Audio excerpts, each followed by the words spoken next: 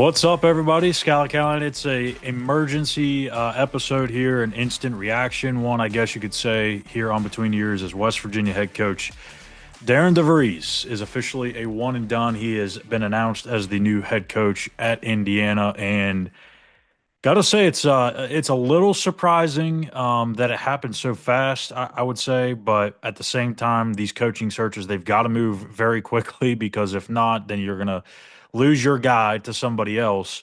But I would say this again, months ago, back in January or December or whatever it was, when all these rumors started populating about DeVries in Iowa, was complete baseless. Like there was nothing to those.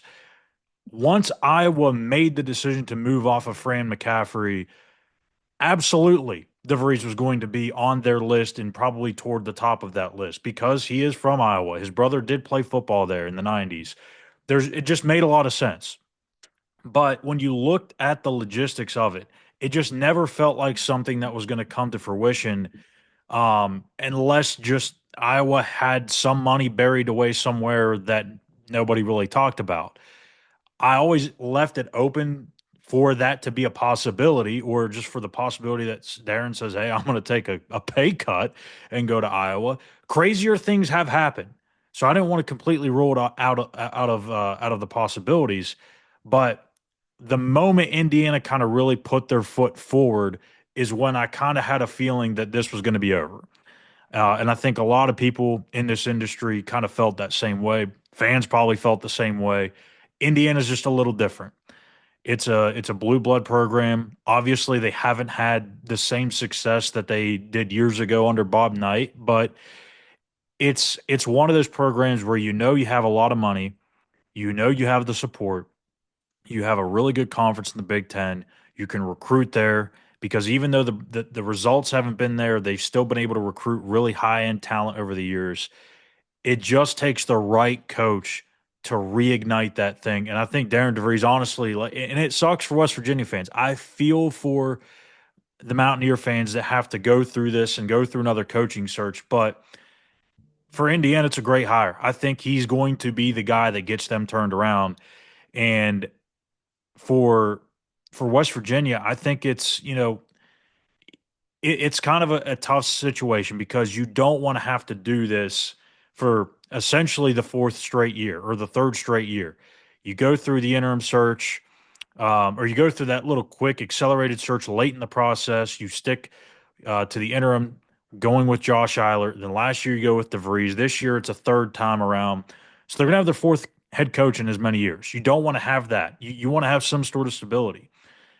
But also, it's kind of like a pat on your back sort of situation. You don't want guys to use you as a stepping stone, but there's just certain jobs that are hard to pass up, and I feel like that's the case here for Darren. I don't know that he would have quote unquote used WV as a stepping stone job, um, or if it wasn't a blue blood type program.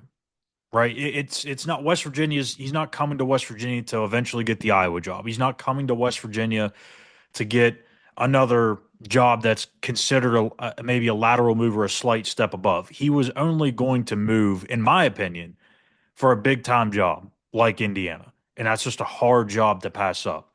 It's also a little bit closer back to Iowa, where he's like I said, where he's from in Appleton, Iowa.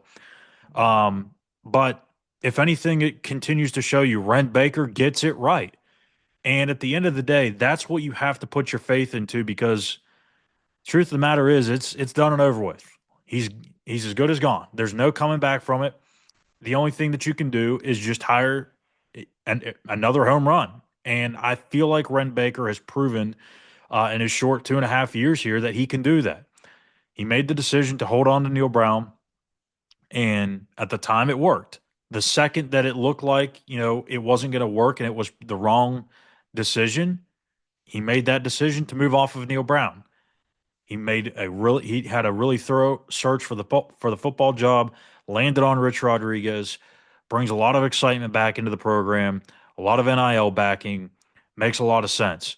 You even go back to last year, DeVries. He was considered probably one of the better hires in last year's cycle. You go back 2 cycles ago, Mark Kellogg, the women's basketball coach. Clearly, that has worked out. Um, my goodness, has that worked out? You go to the baseball team, even though it really wasn't a search because they just kind of handed the keys over from Randy Mazey to Steve Sabins, Ren Baker still had to sign off on that. And look where the baseball team is at this point. At the time of this recording, they're 16-1. They're going to be playing James Madison the first game of 2 here in just a little bit, but 16-1. This guy knows how to hire coaches.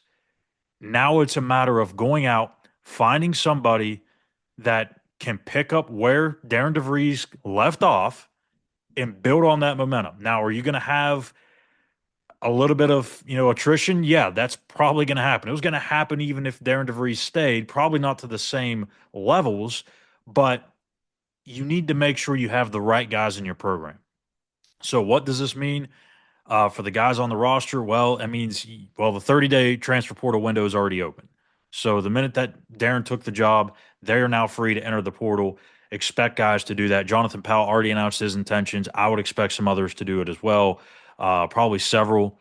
I mean, you got to think about it. It was going to be a lot of new guys next year anyway. You had Javon Small leaving. You had Eduardo Andre out of eligibility, Toby Okani, Joseph Yesufu. Harris Elizovich. I mean, there was just a lot of guys that were going to have to be replaced anyways. To me, it's not really about the guys on the team currently because I feel like some of those guys are probably going to bounce anyways. It's more about the 3 guys that they signed out of high school: Kelvin Odie, um, Trent McClain, and Braden Hawthorne. What do those guys do? Do they stick to their pledge? Do they follow DeVries? Do they reopen their recruitment? I don't know. I would say for the 2 guys not from the state that there's probably a chance that they don't end up coming here. If it's for whatever reason they decide to just promote Chester Frazier, the assistant head coach, then maybe they do stick around. I don't know. It's going to be interesting to see how this thing goes. I don't think it's going to take nearly as long as it did last year, and it wasn't really that long. It was like a week and a half. But they're a little behind the 8 ball because they didn't know that this was going to happen until today. They knew it was a possibility, but you never know until it's official. So the fact that they're a little bit behind some of these other schools is a little bit of a disadvantage, but in some ways they have an advantage because they've already gone through this with a lot of these candidates a year ago. So Ren Baker's going to pick up the phone, start calling some of those guys that he talked to a year ago, maybe a few new guys as well. And like I said, maybe Chester Frazier. My only concern with Chester is you'd be rolling the dice on a first-time head coach. I believe he's ready to be a head coach. He has shown in recruiting, development, pretty much, wherever he's been, that he's been able to do that at a really high level. It's just when you've had so much instability here in the last few years, you want to make sure you get this right. You cannot afford to get this hire wrong. Again, that's not me saying Chester can't be the guy, but it's going to be a roll of a dice. And Ren Baker, he's a basketball guy. He's got a basketball background. So if that's who he chooses to be the guy, then I believe he's probably the right guy for the job. I believe he's going to make this hire a grand slam once again. And I'm not just saying that to make you all feel better after the last 48 hours or so and what that's all entailed. I just feel like Ren Baker's a hell of a guy, a hell of an athletic director who knows how to hire people and elevate the programs in which they come into. So, who should West Virginia hire? Well, we've got 10 different guys already profiled kind of on our site. Go to West Virginia on SI. You can follow me on X at Callihan _. I already tweeted out the article.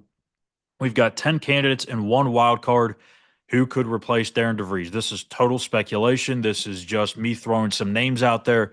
In the coming days, we'll probably get some more concrete names that we've kind of heard of, maybe even been contacted by West Virginia, may have interest in the job, may have an interview lined up. So all that's set to come. You know how this works, right? We've done this already the last 2 years with the basketball search. We did it just a few months ago with football. You know how these searches work. We're going to stay on top of it. We're going to have a bunch of content coming out for you. So just make sure you go and subscribe to our YouTube page here on YouTube at West Virginia on SI.